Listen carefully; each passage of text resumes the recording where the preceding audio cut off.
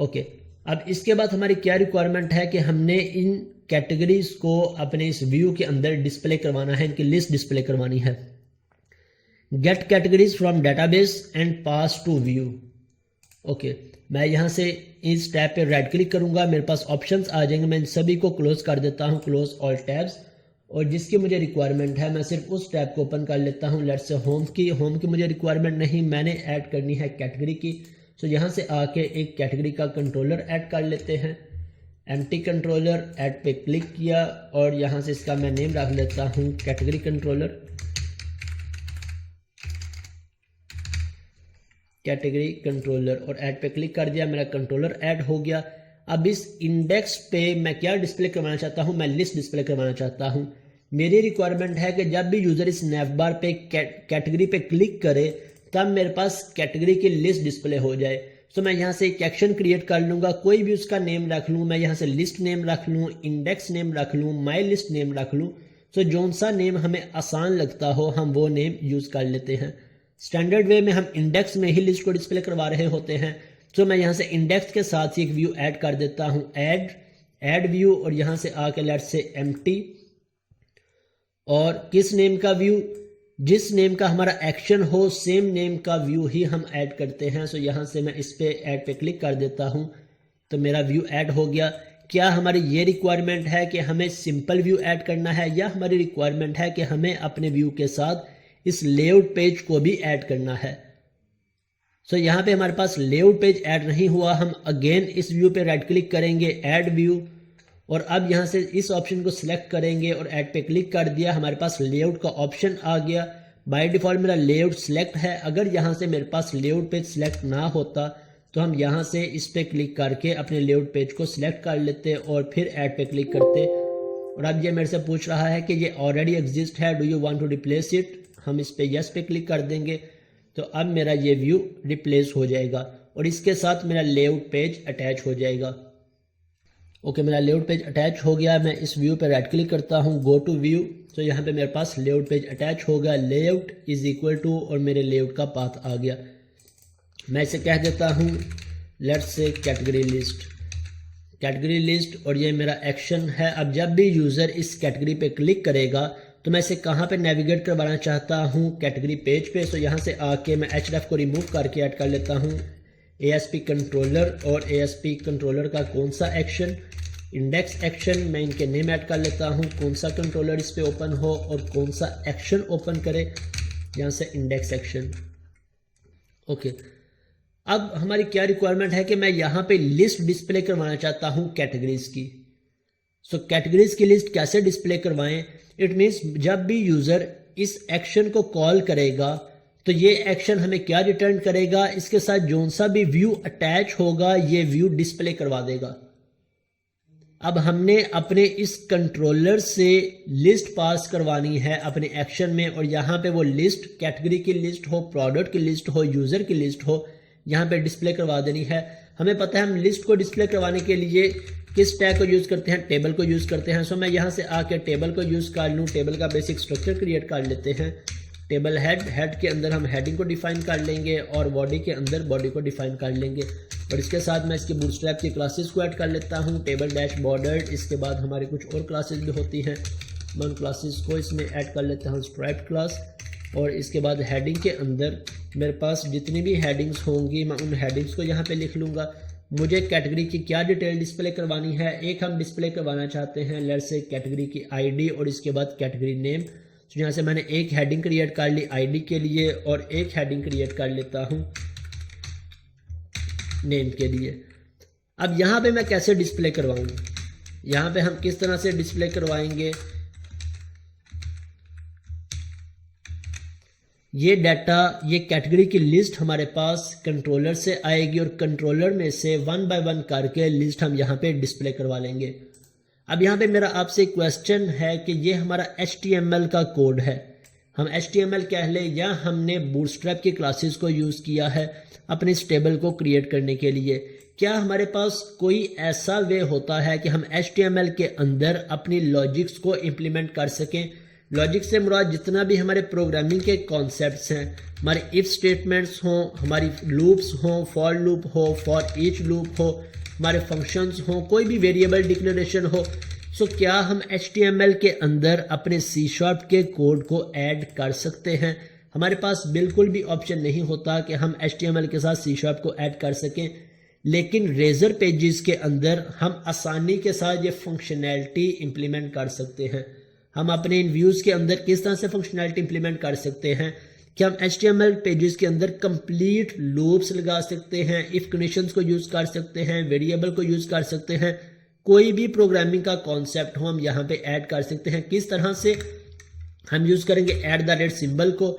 जैसे ही मैं @ लिखूंगा इसका बैकग्राउंड कलर चेंज हो जाएगा, जिससे मेरे व्यू को पता लग जाएगा कि अब यहाँ पे हम किस सिंटैक्स को यूज़ करने जा रहे हैं। हम C# के सिंटैक्स को यूज़ करने जा रहे हैं और इसके बाद हम कर्ली ब्रेसेस को ऐड करेंगे। जितना भी हमारा कोड होगा हम या तो @ सिंबल को यूज़ कर लेंगे या कर्ली ब्रेसेस के अंदर अपने सारा का सारा कोड लिख देंगे। अब यहाँ से मुझे फॉर लूप को यूज़ करना है, इफ़ को यूज़ करना है, फॉर ईच को यूज़ करना है, तो मैं यहाँ से @ इफ़ कंडीशन लिख लूँगा। सो ये मेरा इफ़ कंडीशन का कोड हो जाएगा।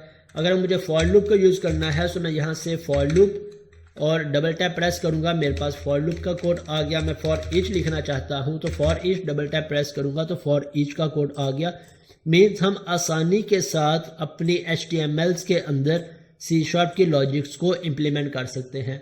अब ये सारी मुझे बातें समझाने का क्या मकसद था कि हम यहाँ पे मल्टीपल रोज को डिस्प्ले करवाना चाहते हैं।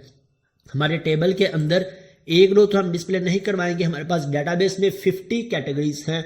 सो 50 कैटेगरीज को हम यहाँ पे कैसे डिस्प्ले करवाएंगे, हम बात कर चुके हैं। जब भी हमारे पास मल्टीपल रोज हों या मल्टीपल रिकॉर्ड्स हों तो इसके लिए या हम फॉर लूप को यूज़ कर लें या फॉर ईच लूप को यूज़ कर लें। फॉर लूप को हम कब यूज़ करते हैं, जब मेरे पास सिंगल ऑब्जेक्ट हो, सॉरी सिंगल वेरिएबल हो, एक तरह की डाटा टाइप हो। फॉर एग्जांपल चाहे मेरे पास नंबर्स की डाटा टाइप हो, चाहे मेरे पास स्ट्रिंग्स की, एक ही तरह की डाटा टाइप की मेरे पास लिस्ट हो, इनको डिस्प्ले करवाने के लिए हमारे पास बेस्ट ऑप्शन क्या है, फॉर लूप। लेकिन जब मेरे पास पूरे का पूरा ऑब्जेक्ट हो जिसके अंदर मेरे पास employ ID, employ name, employ salary, काफ़ी सारे कॉलम्स आ रहे हों, चाहे मेरे पास कैटेगरी ID, कैटेगरी नेम हो, चाहे मेरे पास product ID, product name, product price हो, तो जब भी हमारे पास एक ऑब्जेक्ट हो जिसके अंदर मल्टीपल कॉलम्स आ रहे हों, तो इसके लिए हमारे पास बेस्ट ऑप्शन क्या है कि हम फॉर ईच लूप को यूज़ करें। फॉर ईच लूप क्या करेगा कि हमारे पास पूरी की पूरी रो को रिटर्न कर देगा। अब इस रो में से मुझे जिस भी कॉलम को डिस्प्ले करवाना है, प्रोडक्ट ID को डिस्प्ले करवाना है, मैं ID डिस्प्ले करवा लूँ, नेम को डिस्प्ले करवाना है, नेम डिस्प्ले करवा लूँ। तो इसे मैं यहाँ से रिमूव करता हूँ। अब फॉर ईच लूप को हम कहाँ पे यूज़ करेंगे, मैं यहाँ पे डिस्प्ले करवाना चाहता हूँ मल्टीपल कैटेगरीज को। कहाँ पे, मैं टी बॉडी के नीचे आ जाता हूँ, जितनी भी रोज़ हों ये सारी रोज़ मेरी कहाँ से आएंगी, मेरी डाटाबेस में से आएंगी और इन्हें 1 बाय 1 करके मैं यहाँ पे हर एक रो को डिस्प्ले करवा लूँगा। अब नेक्स्ट क्वेश्चन ये है कि ये रोज़ जो हमारे पास आएंगी ये हम किस तरह से पास करेंगे। हम अपने कंट्रोलर से डाटा किस तरह से पास करेंगे अपने व्यू के अंदर और इस व्यू में हम किस तरह से इसे डिस्प्ले करवा सकेंगे। सो कंट्रोलर से डाटा किस तरह से पास कर सकते हैं, हमारे पास इसके 2 वेज हैं पास करने के। To pass data from controller to view या view to controller. First way हमारे पास view bag, view data, temp data और सेशंस। चाहे हम व्यू बैक को यूज़ कर लें, चाहे हम व्यू डाटा को यूज़ कर लें, चाहे हम टेम्प डाटा को यूज़ कर लें या हम सेशंस को यूज़ कर लें। ये मैंने आपको लास्ट क्लास में असाइनमेंट दी थी इसकी कि आपने फाइंड करना है इन तीनों में क्या डिफरेंस है, किस पर्पज़ के लिए यूज़ होता है। अगर आपने इस पर सर्चिंग कर ली है well and good, otherwise next class में मैंने लाजमी इन क्वेश्चंस को डिस्कस करना है आपसे कि view bag, view data, temp data और सेशंस में क्या डिफरेंस है। ये चारों स्टेट वेरिएबल्स हम यूज़ करते हैं अपने डाटा को एक पॉइंट से दूसरे पॉइंट पे पास करने के लिए। फॉर एग्जांपल मैंने कंट्रोलर से डाटा पास करना है व्यू में, तो चाहे मैं व्यू बैग में स्टोर करवा लूँ, चाहे व्यू डाटा में स्टोर करवा लूँ, चाहे टेम्प डाटा में स्टोर करवा लूँ, चाहे सेशंस में स्टोर करवा लूँ, मेरा डाटा पास हो जाएगा। लेकिन नेक्स्ट क्वेश्चन ये है कि जब इन चारों को हम यूज कर सकते हैं तो इन चारों में डिफरेंस क्या है, किस सिनेरियो में हम व्यू बैक को यूज करें, किस सिनेरियो में व्यू डाटा को यूज करें, किस सिनेरियो में टेम्प डाटा को और किस सिनेरियो में सेशंस को। सो ये क्वेश्चन आपने सर्च करना है, इंपॉर्टेंट क्वेश्चन है, बहुत दफा इंटरव्यूज में भी पूछा जाता है। सेकंड हमारे पास क्या वे है मॉडल्स का। तो हम इन दोनों वेज के थ्रू अपना डाटा पास करवा के देख लेते हैं कि व्यू बैक से पास करवाएं तो किस तरह से डाटा हम यहाँ पे डिस्प्ले करवाएंगे, या मॉडल से पास करवाएं तो किस तरह से डाटा पास करवाएंगे। अब फर्स्ट ऑफ ऑल मुझे डाटाबेस में से कैटेगरी की लिस्ट चाहिए।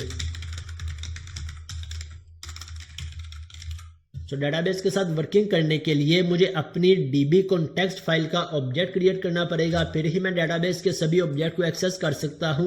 तो मैं यहाँ पे आके डीबी कॉन्टेक्स्ट का ऑब्जेक्ट क्रिएट कर लेता हूँ। मेरे डीबी कॉन्टेक्स्ट का क्या नेम है, मैं डाटा को एक्सपेंड करता हूँ। डीबी कॉन्टेक्स्ट, मैं इस क्लास का ऑब्जेक्ट क्रिएट कर लेता हूँ, ऑब्जेक्ट, और यहाँ से कंट्रोल डॉट प्रेस करूंगा, इसका रेफरेंस मेरे पास ऐड हो गया।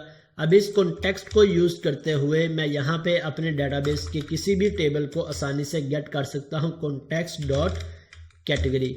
अब कैटेगरी की लिस्ट चाहिए, तो मैं यहाँ से डॉट टू लिस्ट को सर्च कर लेता हूँ, टू लिस्ट, और इसे मैं सेव करवा लेता हूँ किसके अंदर। अगर तो मुझे कंफर्म है कि इस लाइन से मेरे पास किस तरह का डाटा रिटर्न हो रहा है, तो मैं एग्जैक्ट वेरिएबल को यहाँ पे यूज कर लूंगा। जिस तरह अभी हमें पता है कि हमारे पास जहां से क्या रिटर्न होगा, लिस्ट ऑफ कैटेगरीज।